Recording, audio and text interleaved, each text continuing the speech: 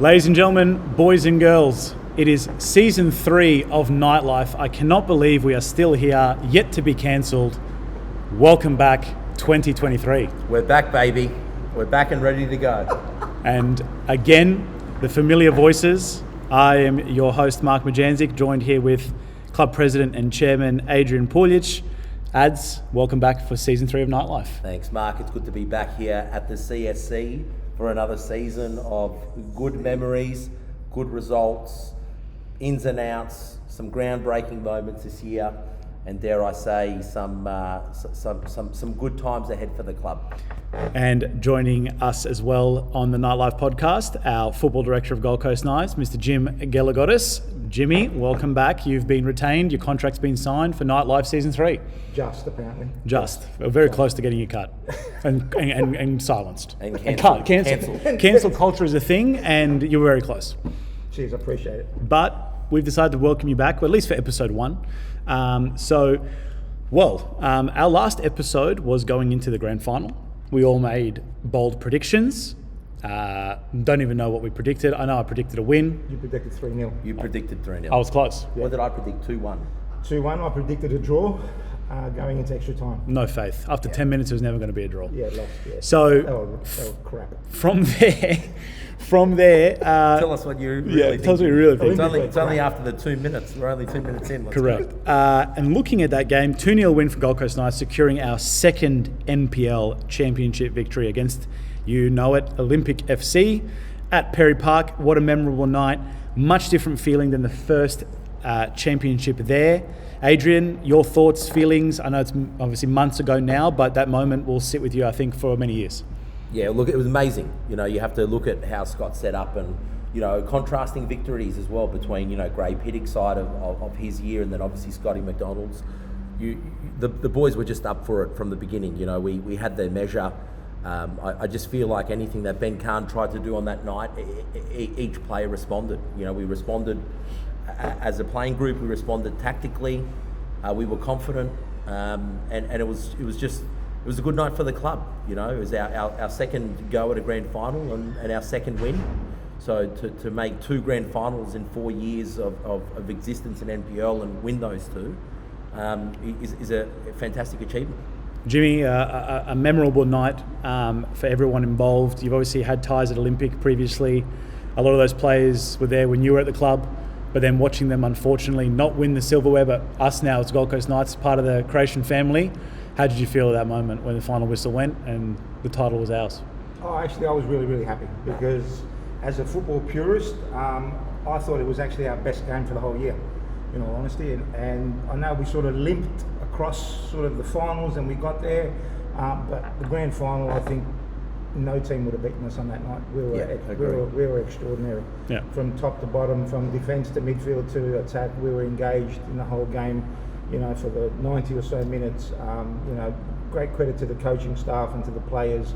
Mindset was, you know, it was on ball. Every player had their best game of the season that night. It was fantastic. From Schmitty winning headers, you know, cancelling that out, you know, and look, you look at that Olympic team, the only player that really provided a spark for them that night was Shelford Deus, and Shelley's here at the Knights this year for good reason, and he's already doing some amazing things in pre-season for us. So it was, a memorable night in more ways than one. Pasquale DeVita's goal, best First of the class. NPL final of the scene. First class. Yeah. Can we think of a better goal in the grand final in NPL Queensland? I think the only other goal that comes close, but maybe a bit of a keeper mistake, was Oscar Dillon's free kick for us. Well, I think this one was better. That was, I love Oscar Dillon, but Oscar Dillon's goal was a match-winning goal, whereas Pasquale's goal was, you know, against the run of play, that, you know, Olympic throwing everything at it. But that, nothing to take away from Pasquale's goal, because it was first class, and it really showed what Pasquale can do when he's on form and has that hunger and desire to succeed, because he's a real handful. And King Brown, Mr. Max Brown, leading cap getter at Gold Coast Knights since the new Gold Coast Knights. He always pops up and scores big goals, doesn't he? What a great runner. He's unbelievable. He's forward tenacious. He's just extraordinary, and he exposed them for their weaknesses in defending and like, you know, credit to him. He's just fantastic footballer, fantastic person too. Amazing person. It was one of those seasons, if we look back in a nutshell, we started the year with an emphatic victory against Lions that day. We ended it with a crucial grand final victory against Olympic. Everything in between, busy transfer winter window when we bring in the likes of Phil Lazem and Max King, who were instrumental in our run to a championship. Say that again. Instrumental. Mark's got new vocabulary for nightlife. But let's go. We've got some new ones. So, if you could summarise 2022 from that night, December 30th of 2021, when we played Melbourne Victory, till the end of the Croatian tournament, even when we went down to Sydney and the chips didn't fall our way in the end, what would you...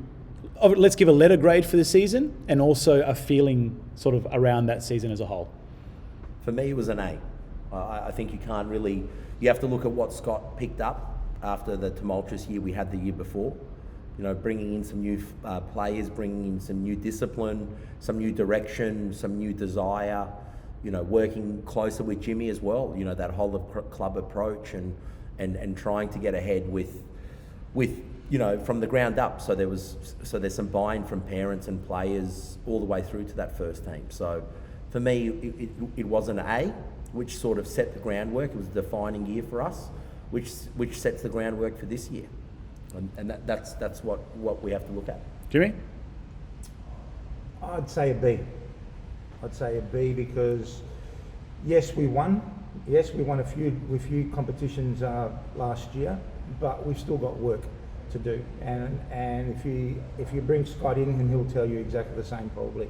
We're not the finished article. No, absolutely not. No. We're wanting to succeed. We're wanting to be better than what we were. I mean, we came second last year by about 12 points. 12 points, I think it was. Correct. You know what I mean? So again, if you ask me as a coach, I want to win the league. And I think that's the mindset. And I think of our Scott's club. Exactly the same. Yeah, we haven't won the league. We've been in this league for the last five years or so. Yeah. We haven't won this league. I think it's about time that we understand it now where we are. We understand the environment that we live in, and I think we have the capabilities now as a whole club to move forward together, especially in the senior side of things. We've got a great squad, and for us, I wouldn't say it's make or break, but our thought process should be now that we are. That we are winning the league. Yep. That we are going deep into Australia Cup. Yeah. And whatever other tournaments that we Kappa Pro Series. Put ourselves What a tournament. In, Talk about that. And even to at the end of the year when we go to wherever we go at the end of the year to the Croatian tourney, we want to go and win that as well. Yeah. And that we want to do that in a respectful manner as well. We don't want to go there and say who we are and but we just need to understand that we are where we want to be right now. If you look at it, considering the circumstances, both very valid points, but amazing bounce back from that 2021 season, which I can quite comfortably say was probably the worst season, definitely, Adrian, in your tenure. So, I mean, it's definitely worth the, an amazing effort and commitment from everyone involved from the top down. We'll touch on it just very briefly as well. Jimmy, from the junior perspective, a successful season overall in that space. Yes, it was. Again, it's a process. It's a body of work that we have to keep doing.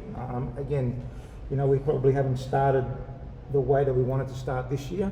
Forget this year for a second. We'll go into this year. Last year, you did win a grand final last year, I believe. Grand final, yes. Second overall, is that correct? Second overall.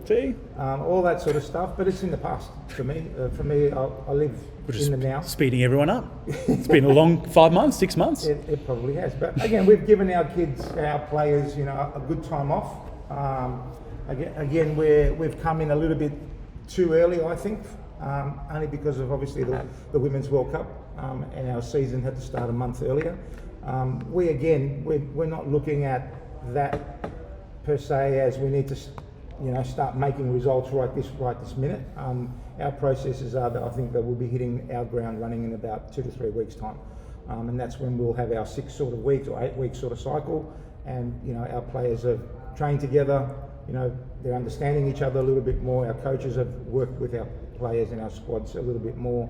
And again, we're going in a different direction, as an academy as well. So we're wanting to be a little bit more understanding that we want to push our best players as much as we possibly can. We're going to give them opportunities to play up and to play down in their own age groups as well. But for our thought process is that we want to obviously push as much as we possibly can our best players. And at this particular moment, from what I've seen that we've presented to FQ in our TSP programs, we've nominated a fair few players, to go there. Which is great to see. All right, end of the 2022 season. We went to some time off. We went to a FIFA World Cup. We saw Adrian's mighty Socceroos get out of... Let me tell you the problem with the Socceroos. Where do we start? Got out of the group, took the world champions eventual to the death. Croatia, another very successful World Cup, third, also losing to the world champions. Adrian, thoughts? Socceroos first. I think the Socceroos played an immense World Cup. I think as far as I think we played to our strengths, and I think we as a second, third tier footballing nation should not be afraid to play to our strengths. We don't need to play like the Dutch. We don't need to play like anyone. We should play like Australians, and that's how we should play. How is that? Aggressive, physical, direct football. Yep. We are not capable yet, as with the players coming through, to play tiki-taka, cute type of football. We just don't play enough hours of football in this country just yet, especially when you're relying on homegrown talent to play in your 11 at the World Cup. But they are professionals, though. They are professionals, but look at the pre-season that they have. The pre-season is almost as long as the actual season. Embarrassing. So my thing was, I think, look, to a degree it is a bit embarrassing that we have professional players, as you rightly point out, Jimmy, that have more time off than on playing their sport. But I think at the same time, for me, the team performed well beyond expectation. I think there's no one in this country, from media outlets to those that hate the game, to those that love the game, that can say the Socceroos, they just didn't step a foot wrong that whole tournament. For me, Graham Arnold's the coach. He did his best coaching post-World Cup. And let me tell you what I mean. Graham Arnold explained to the footballing public two things. One, that during his campaign leading into the World Cup, and even before that, leading into Tokyo Olympics, he had no players to pull upon. There was no one there that he could call up from any of the teams and said, who is good enough to play on the national stage for this country? And then number two, to call out the lack of funding that this sport receives and the lack of recognition that this sport deserves. For me, Graham Arnold, just for those reasons alone, deserves to be the lifetime coach again. Contract. Wouldn't say lifetime, but deserves another shot at getting us to Canada, USA, Mexico. Now, you're only as good as your last game and your last tournament. Will be interesting to see how we back up in Qatar next January for the Asian Cup. But I think from the Socceroos perspective, more needs to happen off the field than on the field to back up the performance of the last World Cup. The Croatian national team, phenomenal. I think you look at the squad that Croatia had going to that World Cup. There were a lot of new faces. Puljich did a tremendous job, absolutely tremendous job in promoting the right players, finding the right balance. Clearly, we were lacking a striker. We were reliant on players to do jobs that essentially are not their jobs. Correct. We rode our luck, obviously, but that's the World Cup. That's the World Cup. That's how it goes, 100%. But I think one thing for our listeners, we had the Croatian national team delegation come out to Australia, and it was the first time, I have to say, where a delegation from Croatia actually gave a shit about coming here for a worthwhile trip. And what I mean by that is, you had the president of the federation, the vice president of the federation, the national men's coach, the national women's coach, the women's under-19s coach, men's under-19s coach, the entire academy come out, the head trainer for the team. All of these people came out for a talent identification piece, which is to be commended for them doing that. I had the pleasure of sitting with the head of the National Academy, Boris Kubler. He sat on my table, and we probably spent half the night not even conversing properly until I realised his English was better than mine. And we started talking about the importance of success and how you breed success and how you develop players and how you identify players in that system, particularly Croatia when it's such a small nation, and the reliance on the diaspora, the wider community to bring in those players like your Rakitic's, your Šimunić's, and it was just phenomenal, the mindset that Croatia takes to football, where football is like a religion. But also Croatia is very good at other sports too. Like very good. We always say Australia, Australia soccer rates 3rd or 4th in this country. Croatians are very, very good at handball, water polo, basketball, tennis. And there's not much funding for any sport over there, right? So it was just very interesting, and I think our federation has a lot to learn. Australian Federation, I say, the Australian Federation has a lot to learn from countries like Croatia that take a wider net. And I think Graham Arnold actually took that approach. It's just sad that we let the likes of Lyndon Dykes go to Scotland. That really bothers me, and bothers me to this day. That's a kid that was, playing for Surface Apollo, scoring goals for fun. And we nearly got him here until he went overseas. He was actually due to come and play for us in the Gold Coast Premier League that year, but he went overseas.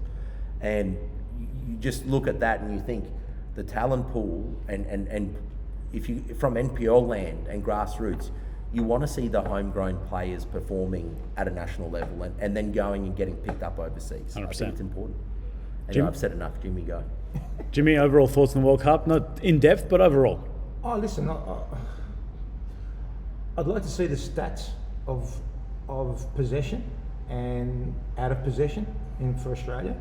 I dare say we'd probably be one of the highest ranked teams in kilometres in work rate. Yeah. Again, I don't think we had probably 1 or 2 opportunities on goal.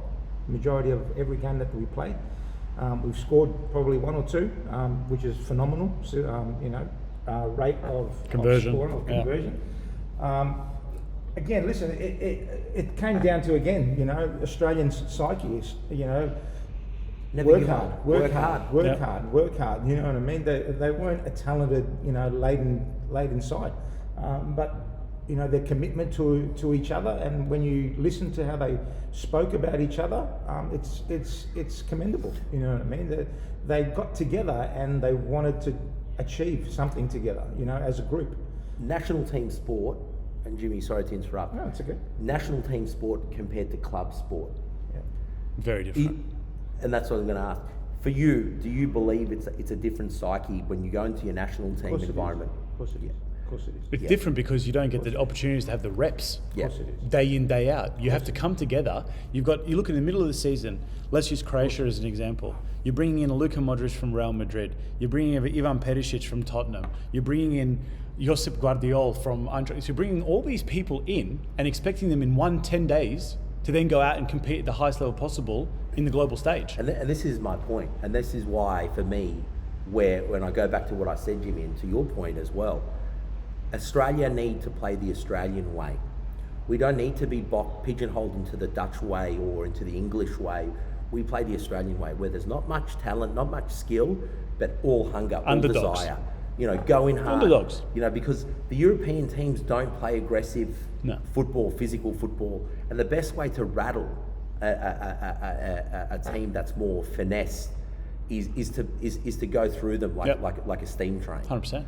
And if that's our way to get through, we don't need to have 50 shots on goals and say, well, at least we had shots on goal. 60% possession and lose. Who cares? But the interesting thing, one factor also on the Croatian front, before I hand it back to Jimmy, Zlatko Dalic, when he was up on the stage talking to the members, he actually said that before every game, all the Croatian people would get together, the Croatian players and support staff, for mass. They would have mass together before every game. There you go. They had mass together. They did things together that allowed them to bond at a level, on a level where, like you're saying, it doesn't matter whether you're Luka Modric at Real Madrid or Juranovic at Postecoglou's Celtic. You're all equal.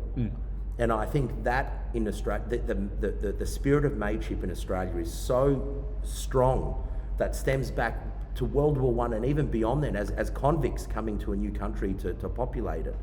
We need to play on that. We need to say, okay, right, we need to try and promote our best players overseas, but at a national team level, how do we get them combining together and actually turning the mateship positive into a European negative? Yeah, 100%. Where the Europeans think, shit, I'm good enough. Like, you look at Neymar. Neymar was devastated, like as if Neymar's right after losing to Croatia, as if it was Neymar's right to go to a World Cup final. You know, so that psyche doesn't exist in any sporting team or code in this country. And I think we should harness that a lot more and actually get some more psychology to our game than anything else as well. No, 100%. And it starts with our head coach talking about inequality in funding, talking about I had no one to choose.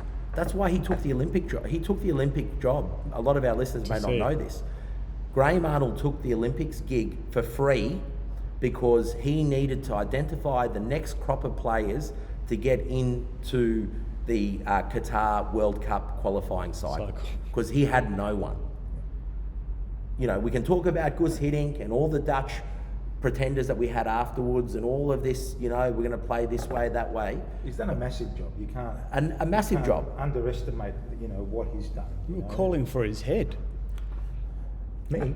Graham Arnold as a coach for me did not succeed. Him, Graham Arnold for me did not succeed as a coach till after the World Cup, when he had the opportunity to reflect on what he had done leading into the qualifiers and the knockouts.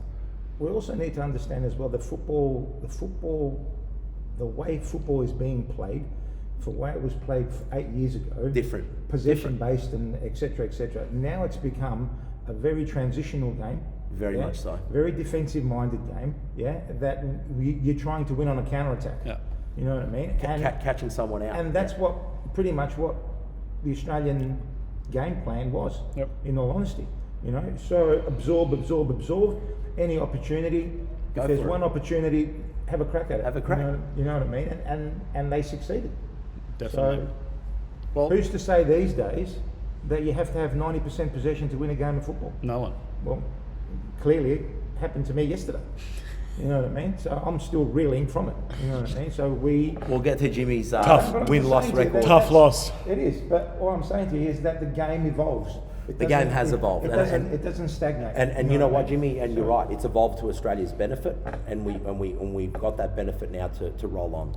And hopefully we can just keep rolling with it, but try and foresee as well what the future is going to be in the next 2 to 3 years. Correct. As well. You know. So again, these are the opportunities that FA need to take these people in those high positions and take them overseas and keep watching games and analyse all that. So that could only mean one thing. We're better prepared, moving forward as a nation. Rolling on to what all our listeners are waiting for. Knights-related information off-season. Big off-season. Massive off-season. Huge. Bigger than Yellowstone return. Almost as big as Yellowstone's return. Without a doubt, obviously. Scott McDonald retained as the head coach for the Knights men's program.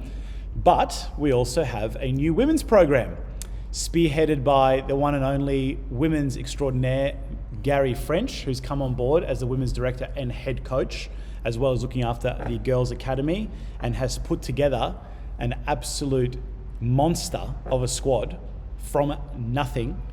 Adrian, the appointment of Gary French, and we'll give the girls the much deserved and much highlighted start here at Nightlife to our 2023 projections. What a team that they built, and how excited are you to see what they can do this season? I've always said to the listeners that have listened to our last season's podcasts is this club without juniors is a fraud, and this club without women's and girls is a fraud. And I've said that from the get-go. And winning Gold Coast Premier Leagues with one junior team, and winning a championship last year as Gold Coast Knights in NPL without a women's program is, for me, felt very hollow. And you know my views on football. I was the first president of this club back in 2010 to introduce senior women's football with a team in Division 3 in the local Gold Coast League. and having Gary French, the man of his calibre, you know, our fortune, or obviously the misfortune of Souths United is our fortune, because that man is a gentleman. He's knowledgeable, he's connected, and he's one of only a few coaches, and you could say the equivalent of like a Ben Kahn in senior men's football. Gary French is that in women's football, where he attracts players, and we're not talking just half decent players or, you know, players that are just a good bunch of girls, but he attracts a group of players that will die for one another. And when you look at the calibre of girls that he's assembled here at the Gold Coast Knights, it's just nothing short of extraordinary. And some of the resumes of some of those girls, NPL Queensland All-Stars, captains, W League players, even multi-sport players. Rosie Malone, who also represents the Australian hockey team in women's, playing for Gold Coast Knights. And playing FQPL 3, you know. That to me is extraordinary. It speaks more about Gary French than it does us as a club at this point in time. And what heartens me more is senior women's is one thing, which I've always said should always be a Rolls Royce of a club, because a parent always wants to know what the end outcome is, if their son or daughter is good enough. But it's also seeing the 15s and 17s girls. Huge. You know, that is massive for us. And you look at what other clubs on the Gold Coast, the likes of your Magics, your Palm Beaches, your Rabinas, Kingscliff, they have phenomenal women's programs, and I've always been an admirer of how that girls' game can grow, and where the opportunity exists for Gold Coast Knights, and where the opportunity I believe exists in general is the girls are just underappreciated.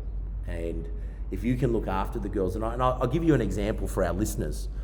We had a senior women's competitive game here on Sunday, and we're talking the calibre of girls that we have, and Palm Beach are no easy beats. Palm Beach have a very good girls team, girls program, and all of that stuff, right? And renowned for producing Matildas, and they've produced everything. The Matildas, and actually have a Matilda in there in now. At half time, the girls are yelling to their mums and dads to go and buy them a Powerade, from the bar, because they would want a Powerade.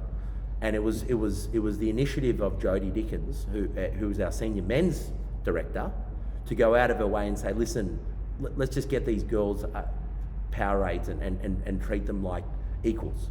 And we did. The club was responsive, the Croatian club was responsive, got the girls drinks. And tell you what, if you ask the girls, it sounds like, from what I've heard today, getting the girls something as simple as a Powerade meant more than winning the Kappa Cup game against Palm Beach. You know, we've spent $18,000 in upgrading our change rooms, not doing pissy curtains or things that makes it look like a death dungeon, but actually making the facilities more professional for not just club use, but also the use of women's and girls that come to this club feel safe, feel protected, and feel professional, so they don't look and feel different to the boys.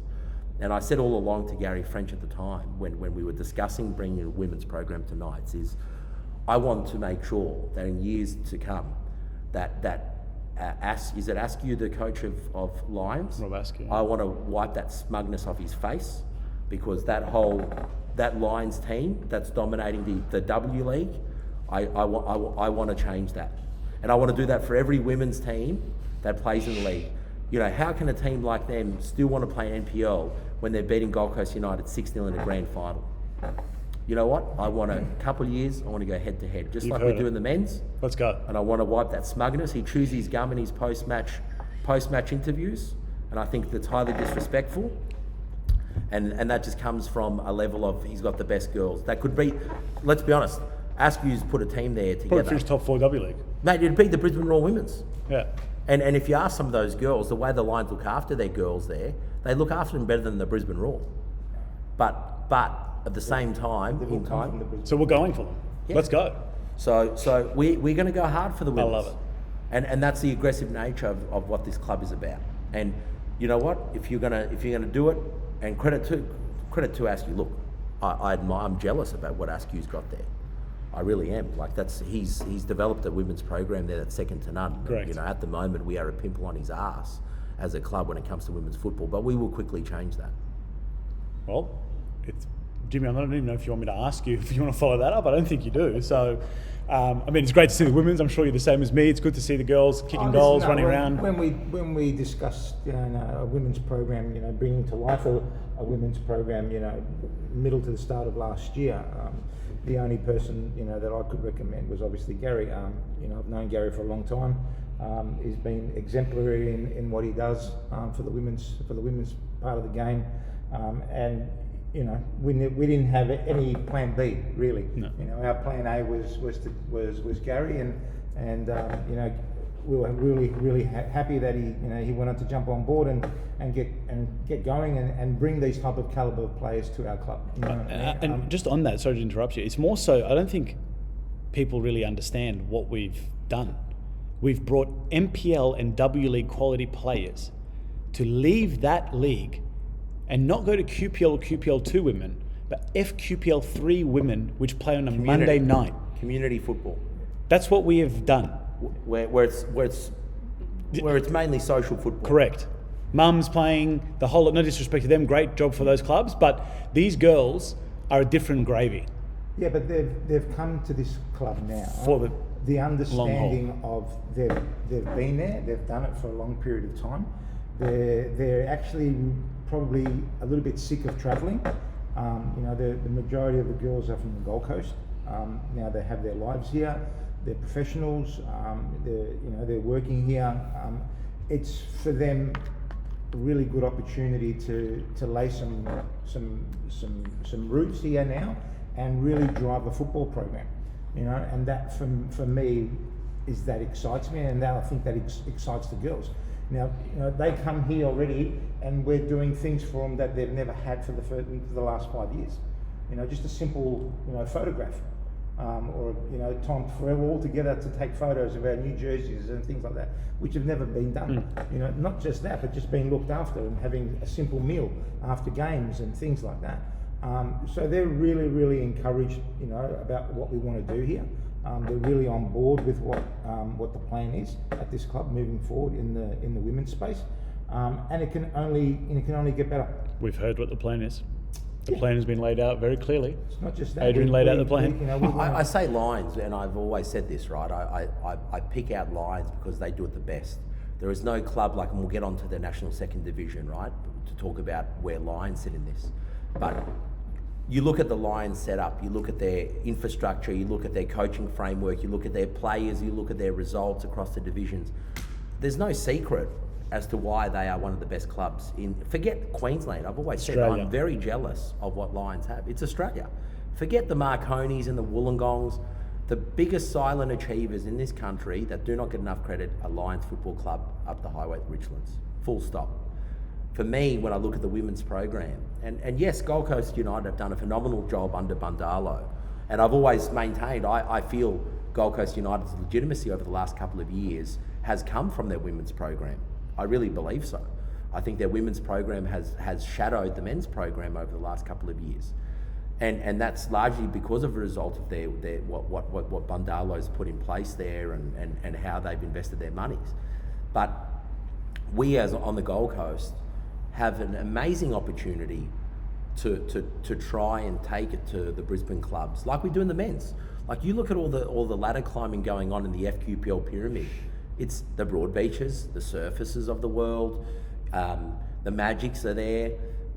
We're punching well above our weight in terms of participation compared to our Brisbane our Brisbane clubs. So I just think you have to get aggressive. You have to dominate, because there is investment. Sponsors want to put money into women's football. Women's football, it doesn't have the same connotations of AFL women's football like that. You look at the opportunity we have in like the Matildas brand, for instance. The Matildas brand shadows the Socceroos brand, wholly and solely. You look at the Pride initiative that just went on now. That was the first national team influence where they introduced that Pride round. Now, forget your views on whether you think that's a right or wrong thing. The brand of football was chosen to represent that brand, which is respected all around the world, regardless of your views. Correct. Right? And my view on that is, we have a great opportunity, particularly here on the Gold Coast, to develop the game beyond just a social thing for girls to have fun and get together, but actually pursue something on a more serious level where AFL and rugby can't do that for whatever reason, whether it's because of field space, funding, or whatever it may be. The likes of a Gold Coast Knights, a Gold Coast United, Robina, Magic, Kingscliff, all of the ones that do girls programs so well, we have that opportunity to really now grab it and with both hands and say, right, we should be going to toe-to-toe. We can't let Lions win a grand final 6-0. We just can't let that happen anymore. Yeah. Well said. Moving right on, before we get into some more juicier topics, let's look at our senior men. First and foremost, before we look at the squad that was going to run out for us this year, a couple of people have moved on from the club. Daniel Dragicevic, calling it a day, retiring. Dan's been a contributor to Gold Coast Knights and teams around the Gold Coast for quite some years, so all the best to Drags and everything for his future as well. Will Peck and Ollie Stortner moving to Surfers Paradise Apollo in the QPL 1 competition, which I already have watched a couple of their games, and they are making a significant difference for Apollo this season, so they were great for our squad, great contributors. And Mirza Muradovic making a move down south back to Wollongong, playing for Wollongong Wolves. So those scored on debut. So those 4 players had all a piece to play in the Knights story last year. So first and foremost, thank you to all 4 of those players for all their contributions, and we wish them nothing but the best. We'll be seeing Ollie and Will Peck play at the Croatian Sports Centre with Surfers Paradise Apollo calling our ground home for the 2023 season, which is great. But again, it's great. Thank you to all those 4 for their contributions. Also departing, some key staff members. Sean Lane, who was also part of our coaching staff in the first championship, taking up a role with Spire Academy in Ohio in America. Laney was amazing for that group. I think every player, every coaching staff, every person around the club knows what Laney brings to the table, and he's definitely a massive loss for the club overall. So to Laney, wish you nothing but the best. We know you'll be watching us from afar, and thank you again to him for everything he's done. 2 other notable people who recently had to leave the club due to work commitments outside of their control. Kresh Beck, part of our coaching staff as well and team in the senior setup. Always good for a laugh, always good for a chat. Kresh was amazing in that room and definitely will be missed amongst the playing group and the coaching staff alike, but I'm sure he will pop up, especially up in Brisbane, to watch us and always watch us from afar and support as well. And the strength and conditioning coach, Corey, an amazing, what a great guy, absolute cracking bloke, has a fantastic persona about him, always looks to put a smile on everyone's face, massive in the room, and definitely one that I'm sure the boys were shocked at, but Corey's taken up another job in Brisbane that's taking up a lot of his time and will definitely be missed. So to all the departing players and staff, you'll always hold a special place here at Gold Coast Knights. You're part of something special, and the legacy will continue to live on well past this year, next year, and many years to come. Any thoughts about that, gentlemen? Yeah, look, you have to thank the players and the coaching staff. Obviously, this club survives off what the coaches do. They've been great role models for the playing group. They will be missed, and once you come to the Croatian Sports Centre, to the Gold Coast Knights, you're forever part of the family, no matter what happens, no matter where you go. Sometimes, yes, coaches don't leave on good terms, but that's the nature of football. But at the end of the day, as long as you can look each other in the eye, thankfully in this instance, everyone's left on good terms. But, to the playing group as well, they did a phenomenal job. A lot of those boys provided a lot of support to Scott's victories last year, and they obviously will always remain part of the family. No, definitely. Breaking news. Well, we don't know if it's breaking news. I've just seen it on news.com.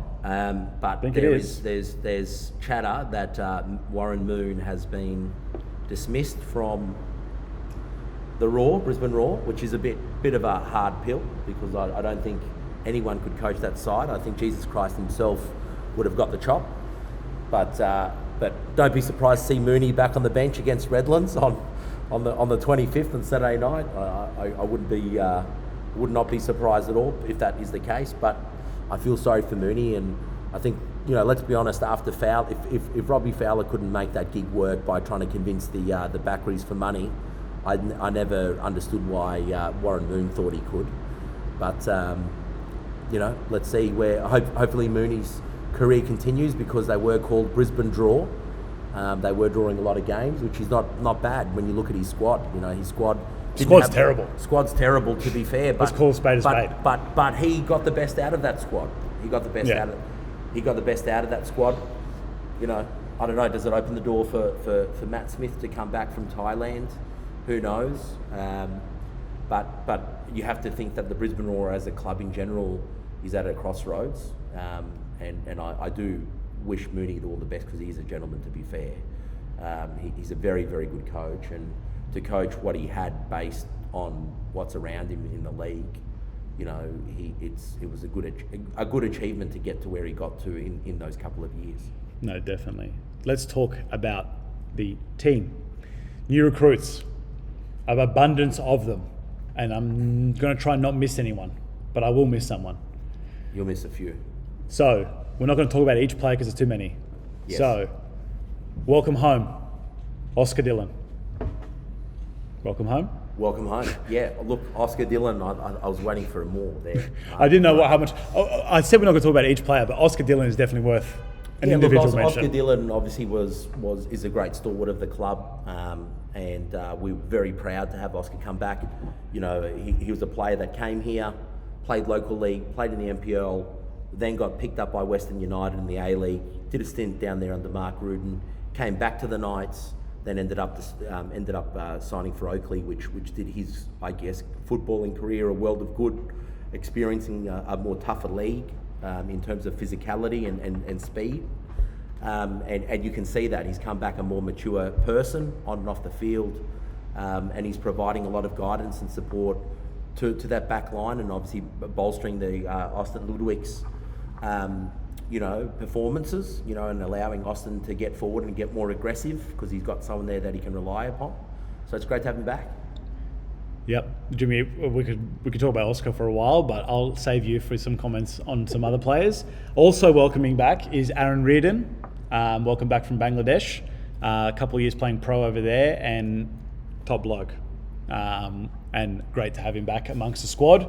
Ritos are going to, again, create that centre-back room, that defensive room, even stronger than what it was. We didn't only have the best defensive record last year, but it looks like Scott wants to halve that this year with some of these defensive recruits. It also gives us opportunities to play different styles and different ways of playing the game as well with those type of players. For sure. Totally Very versatile. Which Scott loves, let's be honest. Yeah. Scott loves changing. The one thing that too many coaches in this league get caught up on is being too one-dimensional. Yep. Too much of the Postecoglou of, keep doing it, just do it better, do it better. Repetition. However, calling a spade, the players aren't of the caliber to get better. Yeah. You have to adapt and change things, because the teams around you are too one-dimensional. So if you change your formation or change your style or change the plays that you're relying upon to affect the game, and we've seen that. We saw it firsthand against Lions last year. Half-time Scott changed the whole squad. All of a sudden it's a bollocking. Grand final against Ben Khan last year. Ben Khan sets up in a certain way to attack our squad, and Scott changes it up. 10-15 minutes in, what became a tight tussle started being an open game, because players are moving out of position, formations are changing, reliance on players to play out of their usual positions to catch them unawares. Good. Young player, NPL Queensland Player of the Year, Godfrey DeBelle joins Gold Coast Knights from East. Massive pickup. What a player. Speed, finishing, talent. East, the team to do the double against the Knights last year. We lost both to East, I believe, last year. Yeah, and deservingly so. So Godfrey joins us. Welcome, Godfrey. Then looking forward, Shelford Dias, another great pickup, Olympics. One of the key contributors in the Olympic setup for many years now. Shelley's going to be huge for this team moving forward. Like I said, We could talk about each of these for large periods, but He's a very versatile player. definitely Absolutely. can play from up front to left back to right back to God knows midfield, whatever you need. And underrated. Massively. Underrated. All these are great pickups, by the way. Brandon McMorrow, Brisbane Roar, a top player. Him on that half turn, playing in that number 10 role, one of the best in the competition, makes space, makes time for himself from what I've seen in pre-season. Didn't know much about him personally, heard a lot of chat about him, but he is fitting very well and will be a big player to watch for the Gold Coast Knights this season. Jakub Mudnic, we bring some Croatian aspect to. Jakub, a fantastic player, playing the Raw system as well. Another left footer. Another left footer. Yeah. Engine room. What an engine. Kapalaba as well, played at Kapalaba, but a fantastic addition to our squad. Young, a lot of good things we'll see from him moving forward. Harry Lane's come on over, young player, one of the best under probably 10s, 11s in the Gold Coast before he went overseas to Sheffield, and spent a lot of years in their youth academies, returned back to the Gold Coast and is part of our squad. We saw him score a winner against Brisbane Strikers in the first Kappa Pro Series game, and also had a start against Brisbane City, so it'll be great to see his development throughout the year. There is a couple more, but we won't talk about them on this pod because I just don't know when this will be released. I'm just waiting for certain things to go through. But overall, gentlemen, I thought the winter window last year was good with the key additions that we brought in, but the summer window, sheesh. Yep. That's what I said to Scott. I said, look, that's the biggest thing that you've got as a coach. You know, it's on your head now. You know, there's a squad there that's good enough, starting 11, squad there that's good enough on the bench, and there will be players that aren't even selected for the bench that are good enough to start in any of the top 6 teams in the NPL. That's the reality, you know, and I think that's, you know, it's humbling to see so many, I guess, players of the calibre of what we've signed wanting to come to the Knights. You know, there's obviously a platform there. Scott's got a style of coaching and a method of getting the best out of players, you know, because he's a professional himself, and players are attracted to professionalism. And yeah, it's a balancing act. You know, you're going to want to go far in the Kappa Cup. You're going to want to go far in the Australia Cup. You're going to want to go far in the league, and you're going to want to go far in the final series. There's no doubting that. JG? Well, what a window.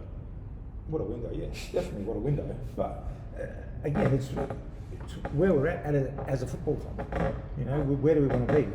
The best of the best. Well, if that's the case, then, you know, we've recruited that way. So, you know, for our thought process is, you know, we want to win the league. Yeah. It's pretty simple. We haven't won it. You know what I mean? So, like we started at the start of this pod, you know, where do we rate ourselves? You know, Ad says an A. I say a B. You know, why do I say a B? Because I think, you know, we were good in certain moments of the season, and we were fantastic in the last game of the season. But can we do it for the whole season? You know what I mean? And if we can do that for the whole season, then let's get there. Yeah. A plus. You know what I mean? We have the players now to really strike fear in every opposition that we play in now. You know, so a biggest stumbling block, no matter what it is we've got to work on the psychology of, you're not going to play Lions, you're not going to play Olympic, you're not going to play Gold Coast United every week. You know, there are teams in there that are going to want to smash you, no matter where we sit on the ladder, and no matter where other teams sit on the ladder. Every week for us is going to be like playing Lions FC, and we've seen that season in, season out. Everyone comes to the Brisbane Strikers. Brisbane Strikers could have easily beaten us here. Yes, we had 500 million chances, but they could have easily beaten us, right? They played out of their skin, played good football. It was aggressive. It was a good night for Strikers. And then you go lose to Western Pride at home, right?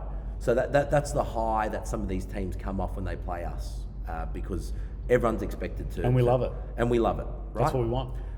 But we've got to start having that belief and hunger that we, you know, our record and performances against the Lions in the Olympics and Power is pretty good.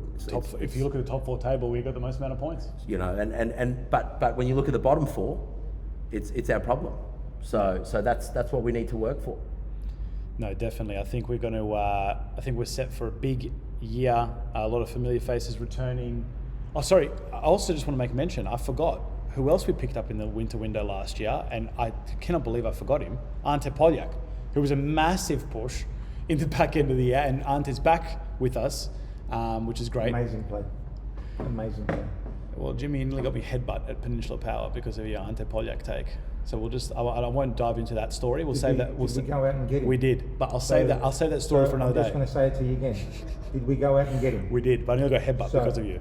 Headbutt or not headbutt, we went and got him. Yeah, and Big pickup. He's made a massive difference to our club. And The biggest thing for Ante, right, and for people that have watched Ante has capability and capacity to improve as a player. I just hope, and so far so good on that front, I just hope that Ante can see the calibre and quality around him in a positive light, because I think as a footballer he has so much more to give. Big time. And I just hope he sees that as a motivation factor rather than a factor of I'm not going to get game time. He's the best dead ball in Queensland. exponent. But he's just tenacious. He fights. He just works, and he gives you his all. And I just hope that he sees the recruitment around him as a positive thing, because I think he'll be a better player than he was last year. Big time. So before we go into the Kappa Pro Series and then looking into the derby, we're going to say, who do we expect a big season from? We're going to put you all on the spot. Here we go again. Here we go again. Give me a player that's going to make a difference. Godfrey Dembele. JG? It's a good call. I like that. Doesn't have to be a new player, by the way. I actually thought for our team or for in general? Our team. Our team. Well, it's not Jimmy NPL. doesn't have notes. It's not an NPL Queensland. I think Max King will be a standout. What a player. I think he's great pickup halfway through the season.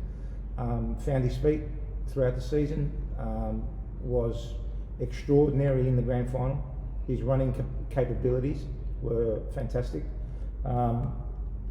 I think he's come back understanding what the whole environment is. And a full pre-season. And Remember, he got thrown in that very late. And a lot of people doubted him as well. I just wanted to make it known. A lot of doubters out there when we signed Max King. I doubted him. Thank you. I doubted him.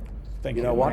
I didn't doubt him. I don't doubt Max King, but Max King's not playing to his potential. But I think he'll go even better this year. Well, Max King, He could be a professional footballer. He was the to best be a player. He was professional, the best player last week for the first half.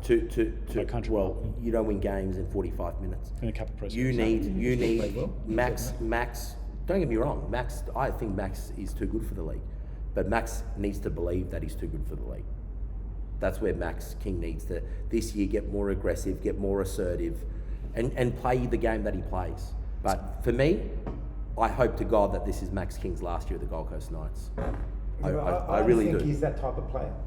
I don't think he's an aggressive type of player. I think he's a player that gets on the ball, links up, he can win a ball here and there, yeah, but his capability of running... I hope it's his last year. For his sake. For his sake, obviously, yes. Of course. For his sake, obviously. Yeah. Because I think he's too good for this league. I just hope that he has enough intestinal fortitude to back himself and say, yeah, you know what, I am. Rather than just believing it, he's got to go show it. Yeah. He's got to prove to teams like Brisbane Roars and other A-League teams in and around us that he's good enough, and he'd be a cheap pickup for them. Yeah. I will go Max as well, but I will go my man, Max Brown. That guy is the most underrated player in NPL Queensland. I don't care what anyone says. Well, he's not here at the moment. I know he's not here at the moment. He's Settle down. enjoying himself on a beach somewhere in Central America, and that is totally okay. But guess what? Max is good, but I think... No. He's the best. He's the best pickup the Gold Coast Knights has made in consistency for 5 years. He's been our best player, and no one comes close. I don't even want to hear your argument. I'm just closing it there. Done. He's been our best player for 5 years. Best runner, scores goals, big moment player, big game player, understands every... Think about the coaches that have come through and his adaptation over those years. Correct, I agree with the that. best player in Gold Coast Knights for 5 years. The only time he was ever hamstrung, really, in terms of his creative ability, was when Mitch Nichols was here. And we saw that, obviously, when Mitch Nichols started... But still scored as well, and still came but up. not to the same rate. Not to the same rate. When we got rid of Mitch, he started to open up again and be more expressive, because he was more than happy to allow Mitch to run the show, which meant he took a back seat, which meant he wasn't on the score sheet as much. Now, with Max King next to him rather than Mitch Nichols... Jean-Philippe Lazem? He's had to do more. And Lazem, anyone that has Lazem wins the league. That's all. Wins something in that year. That's my view. Max Brown. Remember that now. Gents, it was great. Okay, Kappa Pro Series. We're going to touch on it very quickly, nice and quick, because we've got to get into some more juicier stuff. Boom, 3-2 win against Strikers. Thank you. 3 points in the bag. First ever win in the Kappa Pro Series on a Friday night for a team. We make history. What a moment that was on a Friday night. Back that up with your favourite team, Brisbane City.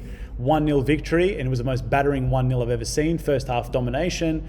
There was a 15-20 minute period there. Dominated that first half. In the back end of that first half, they couldn't get out of their attacking, their defensive third. We had about 15 shots. Pasquale DeVita put one into the creek. So that's how many shots I hope we we had. got that ball back, by the way. I don't know. I don't think we did. Send the cost. I was going to say $146. Yes. So thankfully, Pasquale is playing for free. So. 2 wins from 2. 2 wins from 2 in the Kappa Pro Series.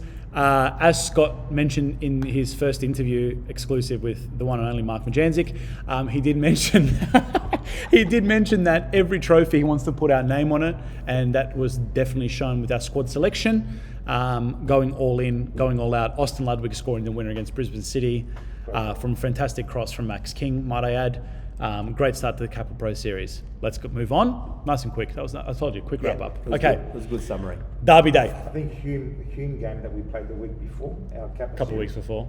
It was a couple of weeks. Defining. Put us in good stead. I don't know if we'll ever do the Gold Coast leg of our preseason ever again.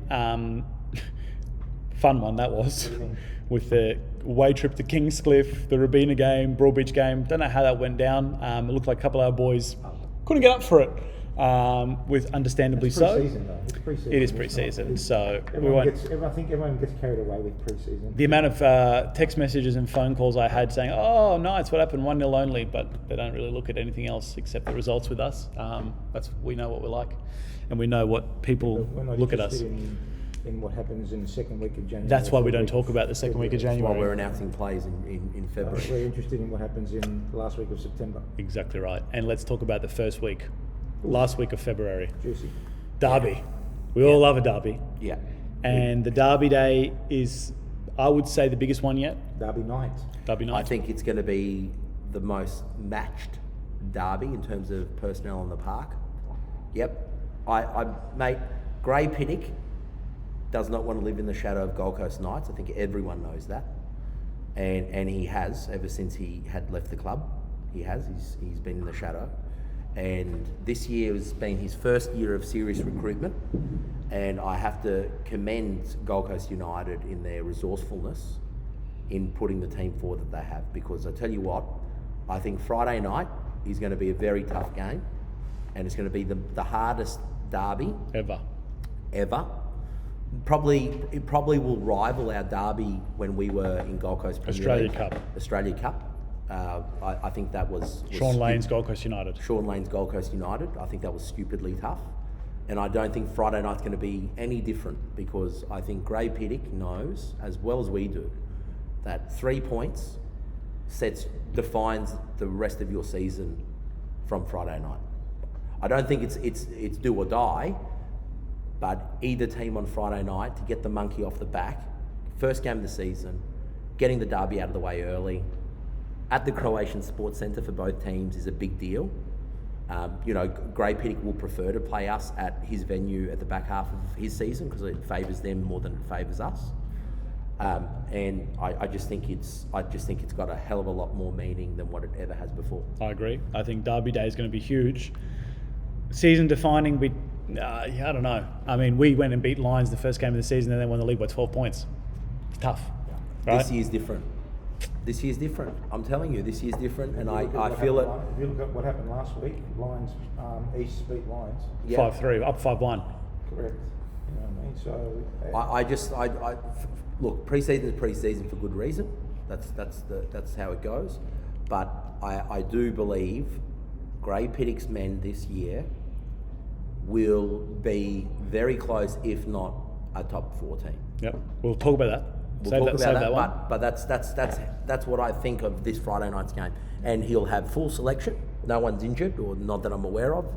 And I think if he's got a full team to select from, fresh legs, coming off a pretty tough game against Rochdale, 3-3 after being 3-1 up.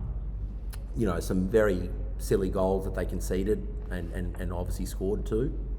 They will be battle hardened. and won't be overawed by a Gold Coast Knights on Friday night. Prediction? 2-1. 3-1 Knights. I'm leaning towards either 3-0 or 4-1. 4-1, United score first. I think Knights score first, 1-1, and then we run away with 2 goals. Because I think the bench that we have will be stronger than their bench. And I think I think one of the biggest derby crowds we've seen. Yeah, I agree. If it stops Is there raining. anything else happening on Friday? No. We're here. Australian Survivor's not on. Sunday, Monday, Tuesday, There's no Survivor. bikies for boxing. We're all good. Maths, To go. I think Maths is off on Friday. I think it's Monday to Thursday, Married at First Sight. So Jimmy, you'll be here in attendance rather than being at home. What's that? Oh, exactly right. So again, yeah. 7:30 derby? 8 o'clock. No. 8 o'clock Oh, kickoff. killer. Yeah. I'm past my bedtime. So 8 o'clock. 8 o'clock. that's a bit kickoff. late. That's late. Is that televised around the world? Yeah. Televised so that they can watch us in Beijing. Yeah. Beautiful. So 8 o'clock kickoff Friday night, Croatian Sports Centre, the Gold Coast Derby. Come one, come all. It's raining at the moment, so Pouring. who knows? And we'll see you all Friday night at the Croatian Sports Centre for that one. Let's give our NPL predictions for the season first before we talk about the hot topic. So last year, Jimmy gave us the Eastern Suburbs great prediction. That was finished 10th in the league. Well done, Jimmy. They didn't. They weren't 10th at all. Oh, 9th or 8th, whatever. They were 3 points behind the top 4. A bit more than that, I think. No, they're not. Okay, we'll do Check. that. We can look at that another day. So, Check. top 4, no particular order. Well, I didn't see your Gold Coast United being 4th. Very close. No. My Fifth. Brisbane City were close. Oh, right. That was my smoking. They had a late run. They did. So, top 4 prediction, no particular order. Go. Who's going first? Go, Jimmy. Expert. Give me Gold top Coast. 4 and a smoky. Gold Coast Knights first. Yeah, no order. Don't give me Oh, no order. order. No order. Knights, Lions, This is your order. Gold Coast United, Oof. and let me think of the last one. No, that's not how this works. Yeah, I'll just think about the last one. Yeah. You're going to hear what we say and then you're going to... No, not at all. Not at all. Not at all. Adrian? Knights, Lions, Not at all. Power, United. Really, Power? Yep. I go Knights, Lions, Peninsula Power, Brisbane City. Yeah, I'd go there too. That's my 4. Yeah. I think Brisbane City, based on. I think Brisbane City are up there. I think they will be close, but I just feel that Grey Pig will have Gold Coast United better prime than Carl Dodd will have City prime. My smoky is Gold Coast United. I think it's a safe smoky, and although massive changes have happened there at Goodwin Park, you cannot count out Olympic. I was going to say my smoky's Olympic. The FC. Big 4 is still the Big 4, and they've been the Big 4 for a lot of years. I think Brownlee's done well to retain the squad that he's got. I don't think that's a poor squad. That's going to be a hard Who's he team. retained? Daniel Leck, One. Matt Mundy, What? Mundy, Oh, come on. Saros. Saros. He's a bench player. Next. Yeah, but hang on. Scored in the grand Lyndon final. Scored in the Farr. grand About final. Lyndon Farr. Yeah, well, He's there. Lyndon Farr wasn't a player from the No, league. I'm but- not, sorry. Maybe we're getting confused here. My view is I'm talking about squad today. I don't care who they retain. Oh, okay. Well, it's different then. I'm saying squad that they've Good squad. obtained this year under Brown. Good squad. Is a very good squad. Favourites for relegation? I have to be the yo-yo clubs, I think. Oh, give me a yo-yo club. Redlands and Moreton Bay. Me, Redlands, Moreton Bay. Well, I'll have you all know I have a bet with certain members of our coaching staff that Moreton Bay won't finish in the top 6. I cashed a good bet. I said no. They said yes. So we could be cashing that one if you guys are right. I go Redlands and I go Raw Youth. Sorry. Let me say that again. Yep. They can get relegated? this year. Bye. Yep. Oh, they can? Oh, yeah. Sorry, Oh, Raw well, Youth, I'll be Raw putting- Youth and that'd be Redlands. there. Sorry, That'd be there. Raw Youth and Redlands. You're right. I forgot. So everyone's about Raw copying me Youth. again. Yeah, well, I didn't know that rule. I think there'll be a discrepancy between a lot of factions. I think a top 2 runaway. I'm actually really looking forward to Australia Cup. this year Well, it should be a good one. with the squad that we have. Yeah. It all depends on the draw, though. Yeah. Well, that's right. I'm excited about that. No, definitely. All right. Because I think even our players who are 15th, 16th, 17th, 18th, yeah, could really do well in that competition. Yeah, Sure. 100%. All right. NPL news aside. Brewing, cooking, coming soon. All the hype. We talked about it for podcast after podcast. Adrian was quoted talking about it.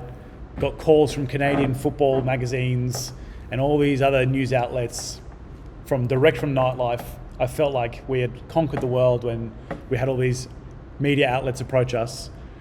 National Second Division. It's a thing. It's happening in 2024. Expressions of interest have been put out.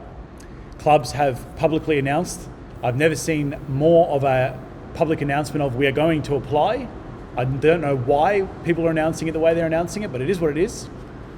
So, Adrian, I'll hand it over to you to elaborate a bit more on the National Second Division and Gold Coast Knights' position for National Second Division as recorded here today, Monday, the 20th of February.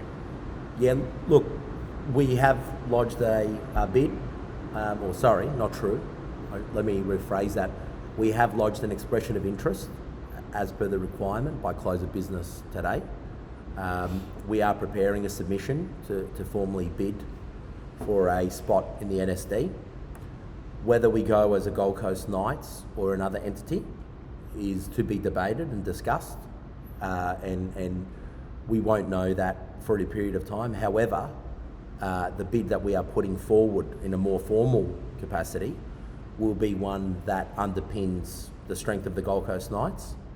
But whether we see a Gold Coast Knights in the NSD, I'm not sold on that yet.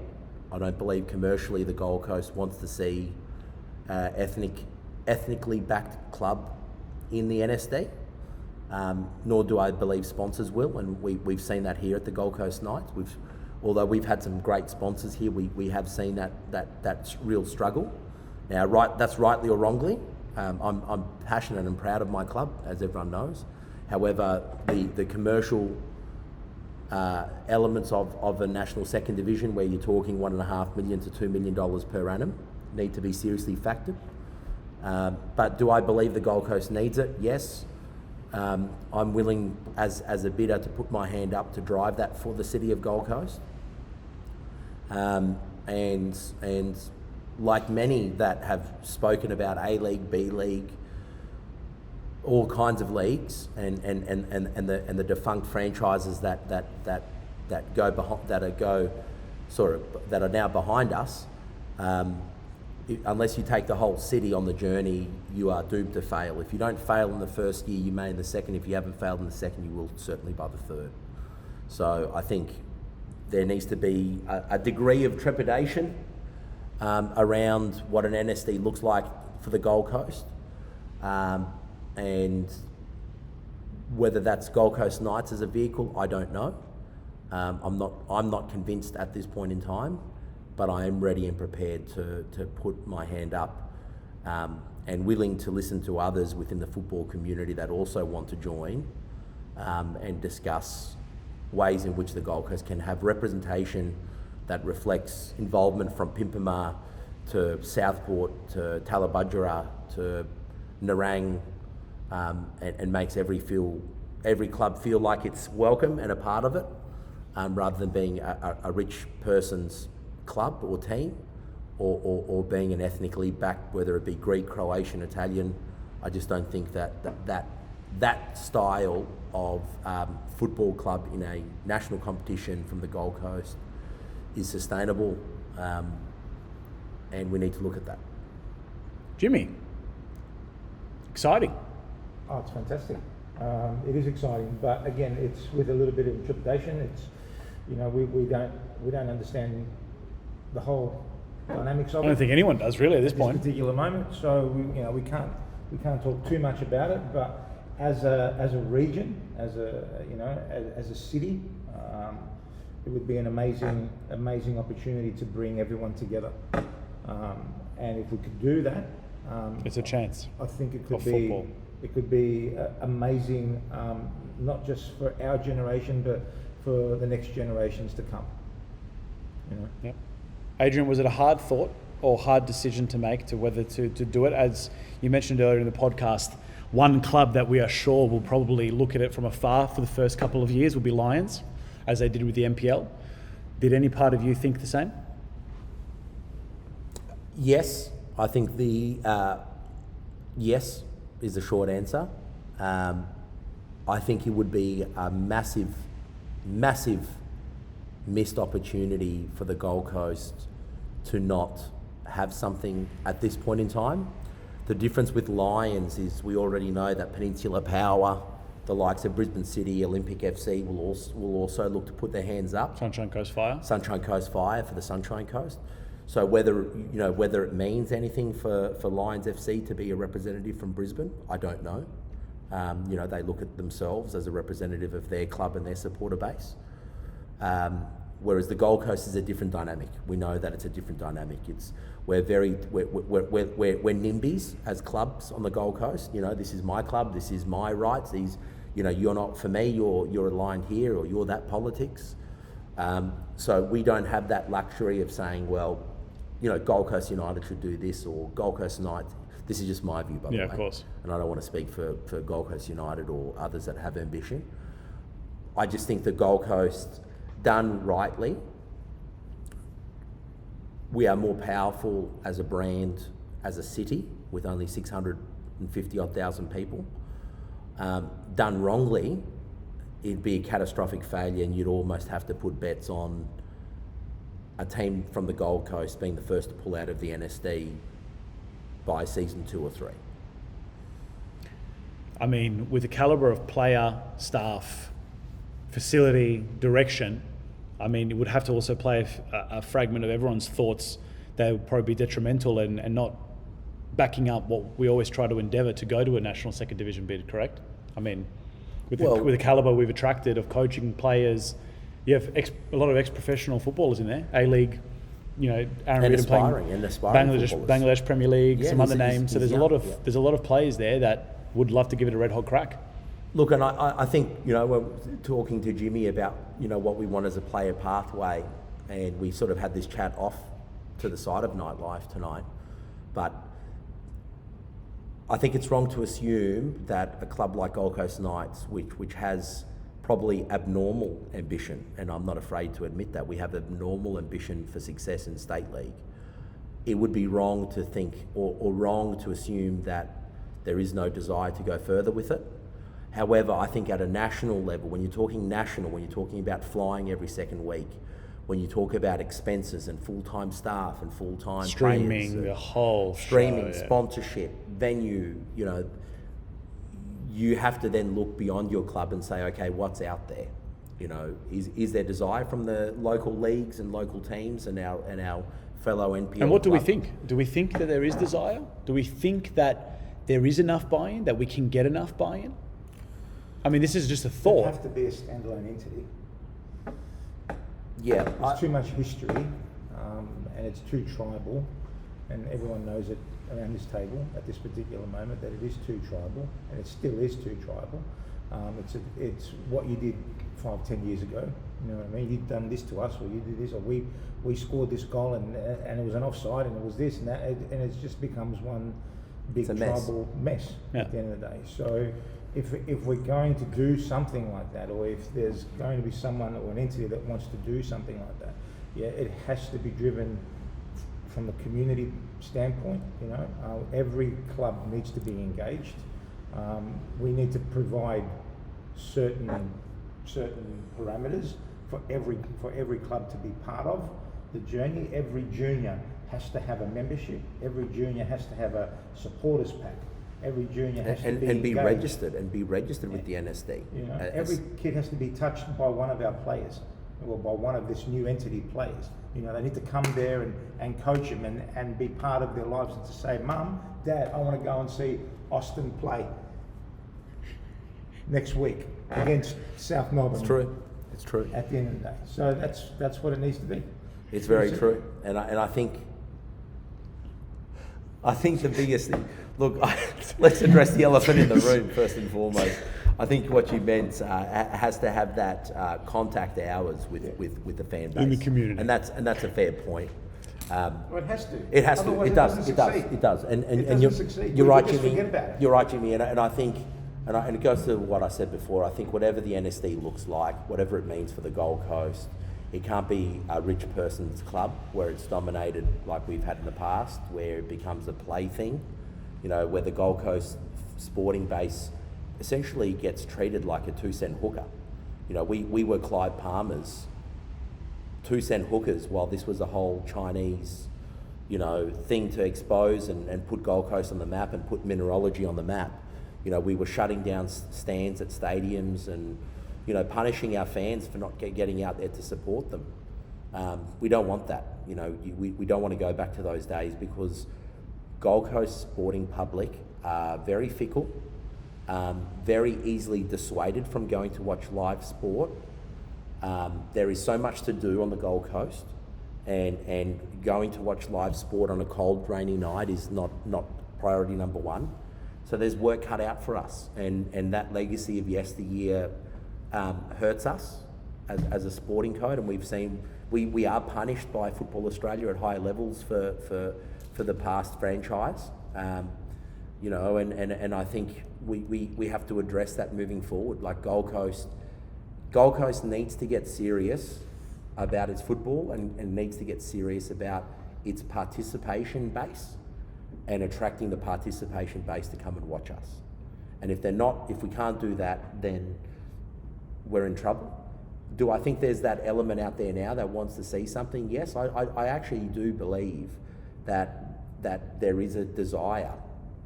But does it mean we're only going to get 2,000 people to a game? Yeah, I think that's fantastic.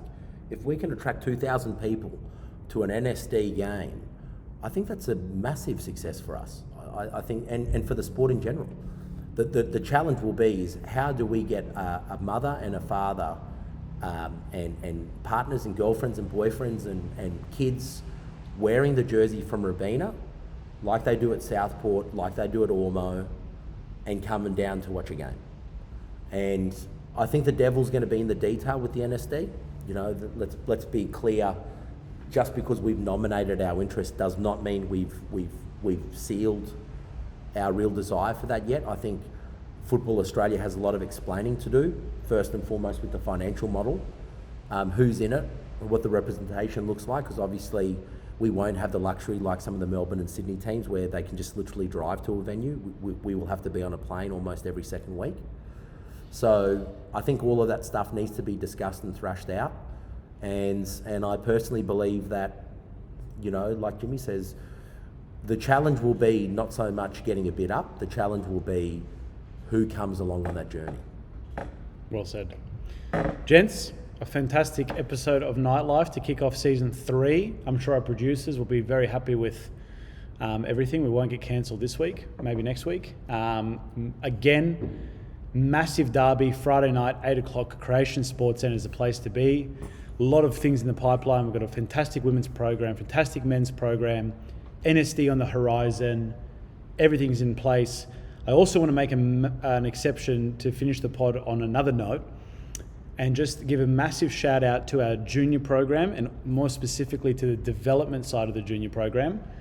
For those that may or may not know, Gold Coast Knights since 1978 or 79, I don't think have ever had 250 kids playing in local competition on the Gold Coast, apart from this year, 2023.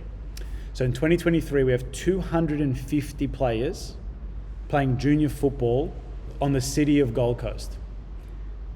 Again, 250. I don't think that number, it may not sound like a lot, but for a club like Gold Coast Knights, every man and his dog has tried to come through here and build a junior program and has failed to do so. Agree. So 250 development players, along with our SAP program and NPL Academy and our senior and women's, bring our program total to 450 players playing in Gold Coast Knights colours. Which is a fantastic achievement. In 2016, we had 30. Correct. And I think, you know, and we've discussed this, Mark, and I said it earlier in the pod, our biggest issue at the Gold Coast Knights is we've lacked that junior element. You know, we were a fraud of a club. You know, you can't be a proper club where you're not inclusive to the young and the old, the male and the female. And I'm a strong believer in that. You know, we've been top 4 in the NPL now, and we've done what we've done. And you know, one of the big 4 clubs, let's say, big 5 clubs, we're the only ones that haven't had a women's program. Yep. That's not good enough. And I think as a club, if we're going to grow and do things at a state level and at a community level, we need to provide an opportunity to all, I guess, competencies within the game, you know, whether you want to be a professional or a social. And I think we're getting better at that. And I know Jimmy's worked very hard with the coaching staff to deliver that. And I think between what Jimmy's doing and what Jamie's doing, and I know he won't toot his own trumpet, it's a hard landscape to sort of build something from scratch when you've got such great programs at Magic, you know, at Southport and other areas where there are clubs that do juniors really well. You know, Surfers Paradise do Metro exceptionally well. You know, and it's hard to get parents to take their kids out of that environment And come to Gold Coast Knights. And come to Gold Coast Knights. And another person worth mentioning, obviously it's a collective effort, but Josh Black as well in that development space, Jimmy? Yeah, he's done a phenomenal job. Obviously under the leadership of Jamie Dixon as well.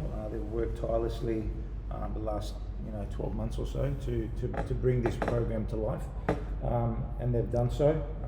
And every day we're still getting telephone calls and emails that I'm forwarding through because it's not just relentless. That are asking, we've got young Johnny here who wants to, he's never played the game but he loves it. He wants to play it. We hear that your club's really engaging, really family-orientated club, things like that, and they come and they see and they enjoy what we deliver, and we try and do it in a respectful manner, and so far it's working. We that figure is just the start. We want to keep growing and growing.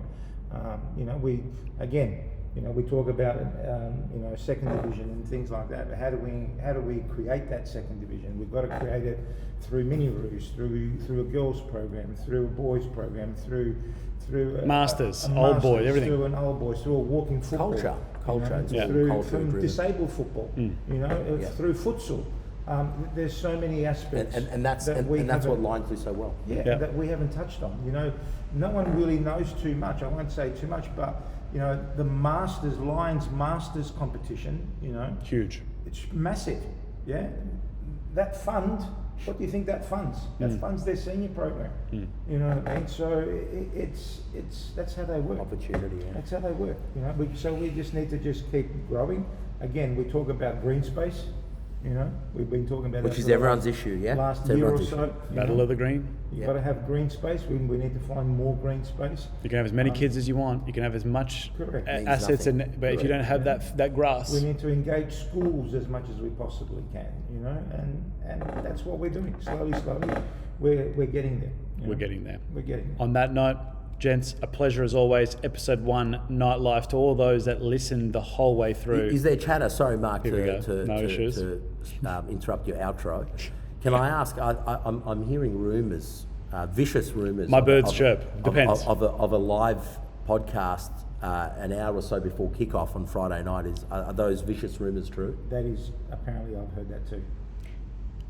It's great for you when you're going to be drinking Bilson's. Portello, if anyone knows of Jimmy's Choice. Adrian's schedule could be at Ed Sheeran again on Friday night. He was great. Ed Sheeran was great, by the way. Those have got listeners out there who were there. Over with the helicopter. Congratulations. But I'm sure there would be. Sorry, I'm sure there would be if I'm not caught up selling memberships to our great people. I think what we should do, we should get out on the front foot and actually get some couple of people from Gold Coast United. Let's have a roundtable pod an hour live. Bring the general manager, Alan Marquez, into the mix if you want. Yeah. Good friend of mine. We'll reach out to our friends down at Coplix and let's build it up, because you know what? This is the showpiece game for the Gold Coast, the two NPL clubs going at it. And it's going to be a very even contest. Everyone's got a full squad to choose from. And I think we have to be conscious that this is a precursor for a B League type environment. Let's demonstrate that the Croatian Sports Centre is good enough to host it, and let's demonstrate that some of the best footballers on the Gold Coast are playing at two of the leading Queensland clubs at the moment. If we don't get cut. we'll see you all on Friday night in the live stream. If the producers cut us, they cut us. But other than that, ladies and gentlemen, thank you again. 8 o'clock, Croatian Sports Centre, Friday night, the Gold Coast Derby. Bring it on. Let's see it. Experience it firsthand. Come on down. Croatian Sports Centre will be on full show, as always. And we might be on a show an hour before kickoff on a live edition of The Nightlife. So again, gentlemen, appreciate your time as always. Thank you. Thank you, Marcus. And we will be back for shout out to Mario. Another episode. Shout out to Mario. Shout out to everyone at Lions as well. I think Mario's our number one Brisbane fan. City. So Brisbane City. We love you all. Our favourite. So again, this has been another episode of Nightlife. Thank you all for listening and tuning in from start to finish. And we will catch you either on Friday in a live edition or next week with another episode.